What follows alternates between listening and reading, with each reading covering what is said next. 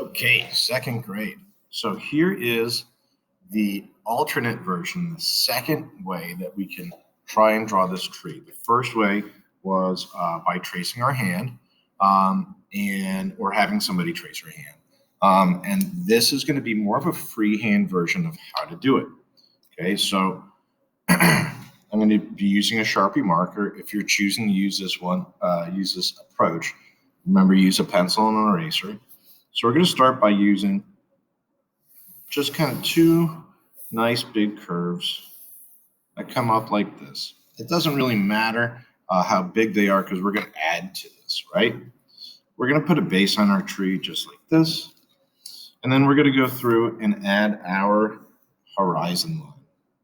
So I'm going to try and make this a little bit interesting. It's not going to be just like a flat horizon line. It's going to be kind of like a series of hills. And we'll come back to that base in a little bit. But for right now, I just want to go through and start to make my branches. So I'm going to add a couple of, what letter is that? The letter V. I'm going to go through and add some V shapes.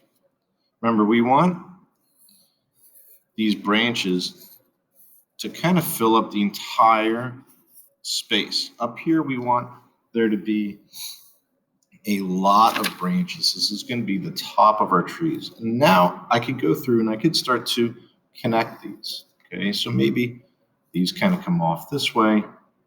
Maybe these come up here into this corner and we'll add some more. Maybe this one can go this way. We'll have another branch over there. I'm going to hop over to this side. I'm going to have this branch come down. See how I'm kind of playing around with all these shapes.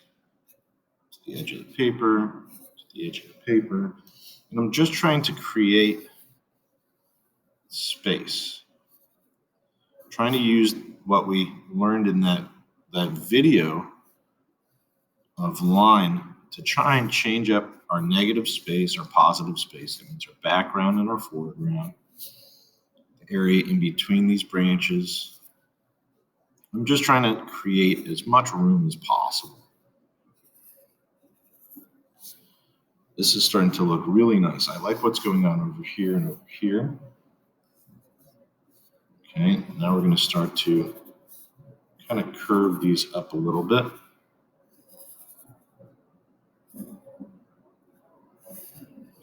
Have like a little space there. It could be like one of those branches that kind of crosses over another branch. You know what I mean? A little overlap. There it comes underneath.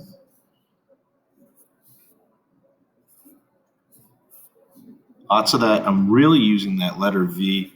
We're turning these into like a big letter Y. That's what I always see when I see tree branches. I see those letters, V's and Y's, they crisscross. Okay, now the branches are pretty much done, which is great. And we'll be able to go through and fill those spaces in with those cool colors. I'm sorry, the warm colors. Down here, I'm going to make some rolling hills. We're going to use that knowledge that we learned about lines to change up.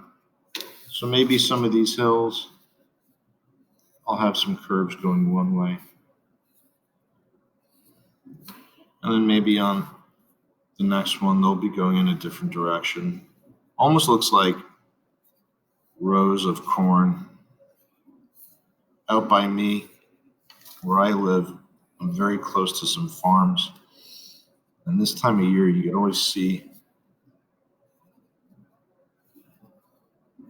how the corn has been harvested, and we still could see those rows. Look, I'm alternating these curves, and it's making an interesting pattern.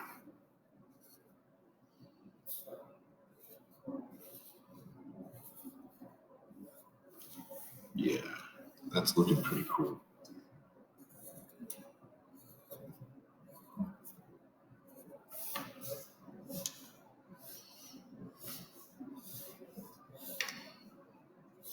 Look at that. Awesome. Now, let's talk about bark. I'm not talking about from a dog. I'm talking about the bark on our trees. I always feel like the bark on trees kind of creates that movement on the tree itself. Really makes it look like they're alive. So what I'm doing here, because we're going to end up coloring this in, is I'm just very quickly being very playful with it. I'm going very quick. I'm not thinking too much about how I'm using this marker to make these lines on our bark.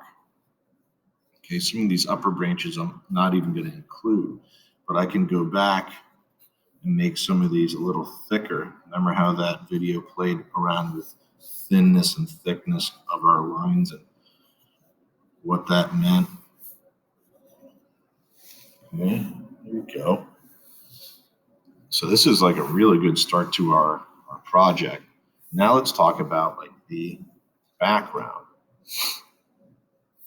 We could go through and we could add some of those Thompson clouds. We've been drawing these since first grade and last year, so I know that you know how to do a Thompson cloud.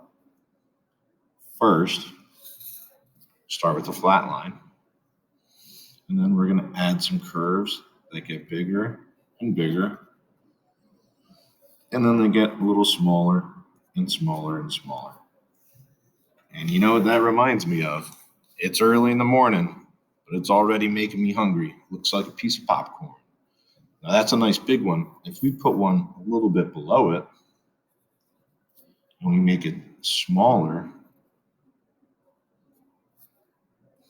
kind of looks like it's a little further away. Maybe because this is going to be kind of like in the evening, I'll put our sun over here. So we'll be able to color that in yellow. Have some sun rays coming off of that. That'll look really cool. Maybe one cloud over here just to try and balance it out. And if there's anything else that you think that we should add, go for it. Maybe I'll add some very simple bird shapes. Got a flock of birds flying south for the winter. It's that time of year, you see geese everywhere. Those simple M's and V shapes help us out a lot. That looks awesome. We have our rolling fields down here on the bottom. We have our tree up here.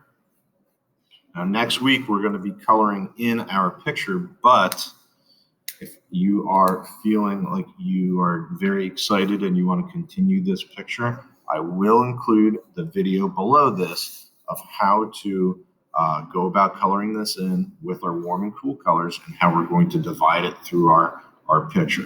Okay, remember we're going to use the cool colors for our sky, greens and blues and purples, to try and create like a cool evening effect. And we're going to use those warm colors down here on the ground to make it look like maybe some fallen leaves or the earth that's been tilled because now the harvest is done. Okay, can't wait to see these. When you're finished, please send them over as soon as you get them done. Have fun.